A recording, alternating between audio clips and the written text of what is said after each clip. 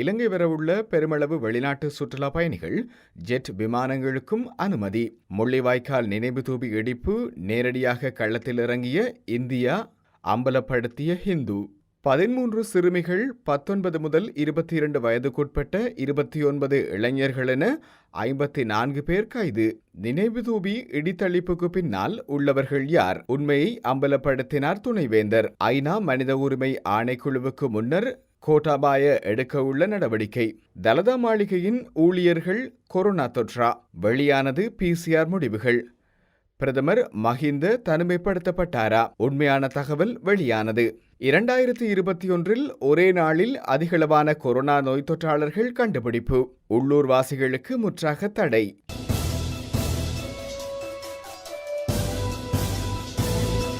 எதிர்வரும் 21ஆம் தேதி கட்டநாயக்க விமான நிலையத்தை மீண்டும் திறப்பதற்கு அரசாங்கம் நடவடிக்கை மேற்கொண்டுள்ளது. அன்றைய தினம் 2500 வெளிநாட்டவர்களை அழைத்து வருவதற்கு அரசாங்கம் திட்டமிட்டுள்ளது. அத்துடன் சுற்றுலா பயணிகளுக்கு மேலதிகமாக 750 இலங்கையர்களும் அழைத்து வரப்பட்டுள்ளனர்.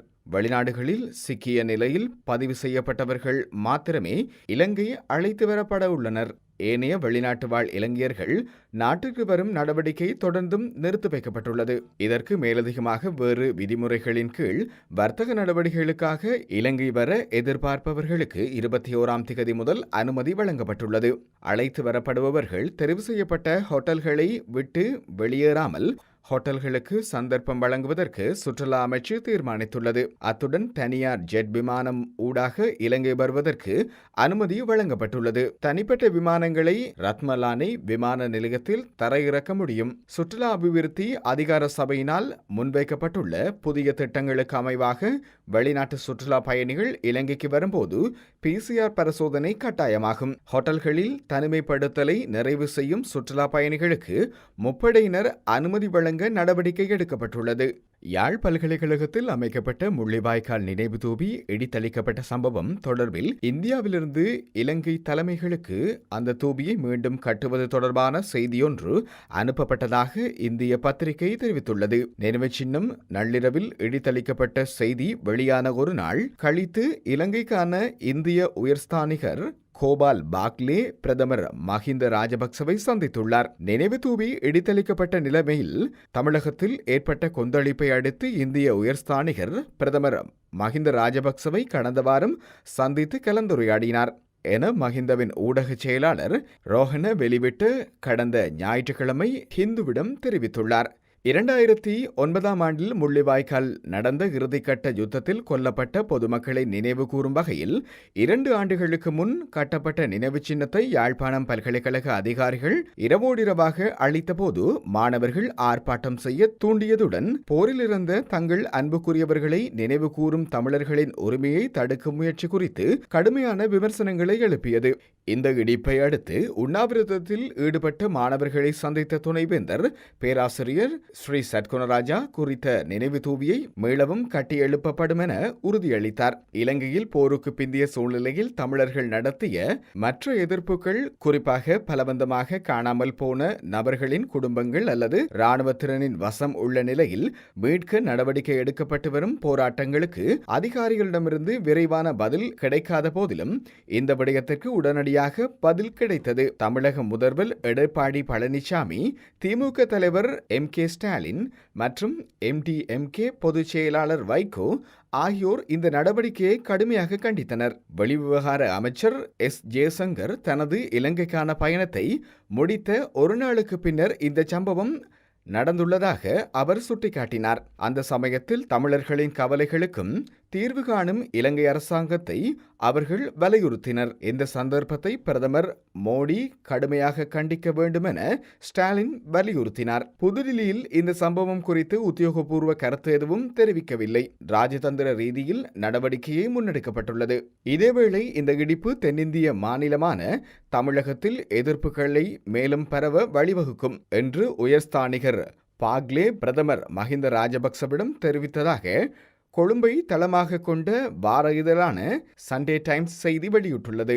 ஞாயிற்றுக்கிழமை வெளியான செய்திகளின் அரசியல் கட்டுரைகளில் இந்த விடயம் தொடர்பில் பிரதமர் மஹிந்த ராஜபக்ச உடனடியாக நடவடிக்கை எடுத்தார் என அதில் மேலும் தெரிவிக்கப்பட்டுள்ளது. தனிமைப்படுத்தப்பட்ட விதிமுறைகளை மீறி சட்டவிரோதமாக ஒரு விருந்துக்கு ஏற்பாடு செய்ததற்காக 13 இளம் சிறுமிகள் உட்பட 54 பேர் பொலனறுவை மெதிரிகிரியவில் கைது செய்யப்பட்டுள்ளனர். நகரில் உள்ள விருந்தகம் ஒன்றில் வைத்து போலீசாரினால் இவர்கள் கைது செய்யப்பட்டுள்ளனர். இதேவேளை 3 இளைஞர்கள் கஞ்சா வைத்திருந்ததாக போலீஸ் ஊடக செய்தி தொடர்பாளர் அஜித் ரோஹன தெரிவித்துள்ளார். கைது செய்யப்பட்டவர்களின் 19 முதல் 22 வயதுக்குட்பட்ட 39 இளைஞர்கள், விருந்தக உரிமையாளர்கள் மற்றும் மேலாளர் ஆகியோர் அடங்குவதாக அவர் கூறினார். போலீஸ் அல்லது சுகாதார அதிகாரிகளின் அனுமதியின்றி இந்த விருந்து ஏற்பாடு செய்யப்பட்டிருந்ததாக போலீஸ் பேச்சாளர் மேலும் தெரிவித்தார். யாழ் பல்கலைக்கழகத்தில் அமைக்கப்பட்டிருந்த முள்ளிவாய்க்கால் நினைவு தூபி இடித்தளிக்கப்பட்ட சம்பவத்தின் பின்னணியில் யார் உள்ளார் என்ற தகவலை துணைவேந்தர் பேராசிரியர் சட்குணராஜா வெளியிட்டுள்ளார். இந்தியாவிடமிருந்து வெளிவரும் பத்திரிகையொன்றிற்கு அளித்த செவ்வியின் போதே அவர் இதனை தெரிவித்துள்ளார். பாதுகாப்பு, புலனாய்வுத்துறை மற்றும் கல்வி அமைச்சு ஆகியவற்றின் அறிவுறுத்தல்களை அடுத்தே நினைவு தூபியை இடித்தளிக்க தான் உத்தரவிட்டதாக தெரிவித்துள்ளார். எனினும் பின்னர் நிலைமையை சுமூகமாக்குமாறு அதிகார தரப்பு தன்னிடம் கேட்டுக்கொண்டதாகவும் வெளிநாடுகளின் எதிர்வினைகள் குறிப்பாக தமிழகம் கொந்தளிப்பதாகவும் தெரிவித்தார். புனரமைக்கப்பட உள்ள நினைவு தூபி போரை விடவும் சமாதானத்தை வெளிப்படுத்தும் என கூறிய துணைவேந்தர், நினைவு தூபியை மீள அமைப்பது தொடர்பில் ஆராய மாணவர் ஒன்றியம் உட்பட ஒரு குழுவை அமைத்துள்ளதாகவும் அப்பத்திரிகையிடம் அவர் மேலும் தெரிவித்துள்ளார். எதிர்வரும் மார்ச் மாதம் ஆரம்பிக்கப்பட உள்ள ஐநா மற்றும் மனித உரிமை அமர்வுக்கு முன்னர் இலங்கையில் மனித உரிமை மீறப்பட்டுள்ளதா என்பது தொடர்பில் ஆராய ஜனாதிபதி ஆணைக்குழு ஒன்றை நியமிக்க அரசாங்கம் தீர்மானித்துள்ளதாக வெளிவிவகார அமைச்சு தெரிவித்துள்ளது. ஓய்வு பெற்ற உயர்நீதிமன்ற நீதியரசர்களின் தலைமையில் எதிர்வரும் 2 மாதங்கள் இந்த குழுவை நியமிக்க ஜனாதிபதி நடவடிக்கை எடுத்துள்ளார். இலங்கையில் இதற்கு முன்னர் நியமிக்கப்பட்ட 2 ஆணைக்குழுக்களின் அறிக்கை தொடர்பிலும் ஆராயப்பட உள்ளதாகவும் தெரிவிக்கப்படுகின்றது.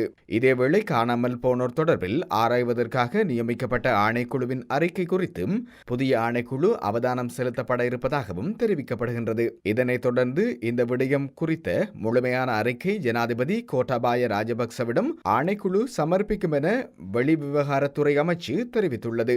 கண்டி தலதா மாளிகையின் ஊழியர்கள் எவருக்கும் கொரோனா தொற்று உறுதியாகவில்லை என அறிவிக்கப்பட்டுள்ளது. அஸ்கிரிய மற்றும் மல்வத்து மகாநாயக தேரர்களின் ஆலோசனையின் பேரில் தியாவதான தலைவர் மேற்பார்வையிலும் தினசரி மத அனுஷ்டிப்புகள் மற்றும் பிற நடவடிக்கைகள் தொடர்ந்தும் நடைபெற்று வருவதாகவும் ஆலய நிர்வாகம் அறிவித்துள்ளது. இதேவேளை ஆலயத்திற்கு வருகை தரும் பக்தர்களை திரையிடுவதற்கான சிறப்பு சுகாதார மற்றும் பாதுகாப்பு நடவடிக்கைகளும் தற்போது நடைபெற்று வருவதாகவும் குறித்த அறிக்கையில் தெரிவிக்கப்பட்டுள்ளது. இந்நிலையில் நேற்று வெளியிட்டுள்ள PCR பரிசோதனை முடிவுகள் தலதா மாளிகை வளாகத்தில் கடமையில் இருந்த பல போலீசாருக்கு தொற்று உறுதியாகியமை வெளிப்படுத்தியது. இவ்வாறு தொற்று உறுதியான போலீசார் தனிமைப்படுத்தப்பட்டுள்ளனர் என்றும் சுகாதார அதிகாரிகள் குறிப்பிட்டனர். இந்நிலையில் தலதா மாளிகை ஆலய ஊழியர்களிடம் கொரோனா பரிசோதனை முன்னெடுக்கப்பட்டிருந்தமை குறிப்பிடத்தக்கது. பிரதமர் மஹிந்த ராஜபக்சவுக்கு கொரோனா ஏற்பட்டதாகவோ அல்லது அவர் தனிமைப்படுத்தப்பட்டிருப்பதாகவோ வெளியான செய்திகள் உண்மையில்லை என்று அறிவிக்கப்பட்டிருக்கின்றது. கொழும்பு ஊடகம் ஒன்றில் பிரதமர் தனிமைப்படுத்தப்பட்டிருந்ததாக செய்தி வெளியாகியிருந்தது. எனினும் அந்த பத்திரிகை இன்றைய தினம் அந்த செய்தியை திருத்தி பிரசுரித்திருக்கின்றது. அதற்கமைய பிரதமர் தனிமைப்படுத்தப்படவில்லை என்று தெரிவிக்கப்படுகின்றது. நாட்டில் நேற்றைய தினம் 763 புதிய கொரோனா தொற்றாளர்கள் அடையாளம் காணப்பட்டுள்ளதாக இது 2021ஆம் ஆண்டில் ஒரே நாளில் இலங்கையில் பதிவான அதிகபட்ச கொரோனா நோயாளிகளின் எண்ணிக்கையாகும். நேற்றைய தினம் 763 புதிய நோய் தொற்றாளர்கள் அடையாளம் காணப்பட்ட நிலைமையில் நாட்டில் மொத்த கொரோனா நோய் தொற்றாளர்களின் எண்ணிக்கை 53,076ஆக உயர்வடைந்துள்ளது. நேற்றைய தினம் அடையாளம் காணப்பட்ட கொரோனா நோய் தொற்றாளர்களில் 747 பேர் மினிவாங்கொட போலியகொட கோவிட் கொத்தனி பரவலுடன் தொடர்பு பட்டவர்கள் ஆவார். ஏனைய 2 சிறைச்சாலை கொத்தனியுடன் 14 பேர் வெளிநாடுகளிடமிருந்து வருகை தந்தவர்களும் ஆவார். அதன்படி தற்போது பெலியகொட கோவிட் கொத்தனி பரவலின் சிக்கிய மொத்த கொரோனா நோய் தொற்றாளர்களின் எண்ணிக்கையானது 49,274ஆக அதிகரிக்கப்பட்டுள்ளது. இதேவேளை நேற்றைய தினம் 425 கொரோனா நோய் தொற்றாளர்கள் பூரண குணமடைந்து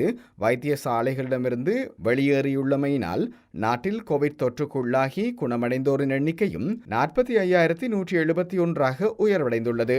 தற்சமயம் நாடு முழுவதும் உள்ள வைத்தியசாலைகள் மற்றும் சிகிச்சை நிலையங்களில் 7641 கொரோனா நோய்த்தொற்றாளர்கள் சிகிச்சை பெற்று வருவதாக சுகாதார அமைச்சின் தொற்று நோயியல் பிரிவு தெரிவித்துள்ளது. அத்துடன் கோவிட்-19 சந்தேகத்தில் 757 பேர் வைத்தியசாலையில் கண்காணிப்பில் உள்ளதுடன் இலங்கையில் கோவிட்-19 தொற்றில் மேலும் 8 பேர் உயிரிழந்துள்ளதாக சுகாதார சேவைகள் பணிப்பாளர் நாயகத்தினால் நேற்று உறுதி செய்யப்பட்டுள்ளது. இதனால் நாட்டில் கொரோனா நோய் தொற்றுக்குள்ளாகி உயிரிழந்தவர்களுடைய மொத்த எண்ணிக்கை 264 பதிவாகியுள்ளது. இலங்கைக்கு வருகை தரும் வெளிநாட்டு சுற்றுலா பயணிகளுக்காக 55 ஹோட்டல்கள் தயார் நிலையில் வைக்கப்பட்டுள்ளன. எதிர்வரும் 21ஆம் திகதி வெளிநாட்டு சுற்றுலா பயணிகளுக்கான விமான நிலையங்கள் திறந்து வைக்கப்பட உள்ளது. கொரோனா வைரஸ் தொற்றுக்கு மத்தியில் இலங்கை வருகை தரும் வெளிநாட்டு சுற்றுலா பயணிகள் தங்குவதற்காக இந்த 55 ஹோட்டல்களும் ஒதுக்கி வைக்கப்பட்டுள்ளன. சினமன் ஹோட்டல், தாஜ், ஜெட்விங், சிட்டஸ், அமஜா மற்றும் ஹெரிடன்ஸ் ஆகியவற்றால் நிர்வகிக்கப்படும் சில ரிசார்ட்டுகள் உட்பட அனைத்து ஹோட்டல்களும் கொழும்புக்கு வெளியே அமைந்துள்ளது. ஹோட்டல்களில் வெளிநாட்டு சுற்றுலா பயணிகள் 14 நாட்கள் கட்டாய தனிமைப்படுத்தப்படும் காலத்தில் உள்ளூர் மக்கள் குறித்த ஹோட்டல்களில் எந்தவித நிகழ்வுகளையும் நடத்த முற்றாக தடை விதிக்கப்பட்டுள்ளது. ஹோட்டல்கள் லெவல் 1 சான்றிதழ் அளிக்கப்பட்டு பாதுகாப்பானவை என வரையறுக்கப்பட்டுள்ளன. அதே நேரத்தில் இவை சர்வதேச சுற்றுலா பயணிகளுக்காக மட்டுமே செயற்படும் என்றும் தெரிவிக்கப்பட்டுள்ளது.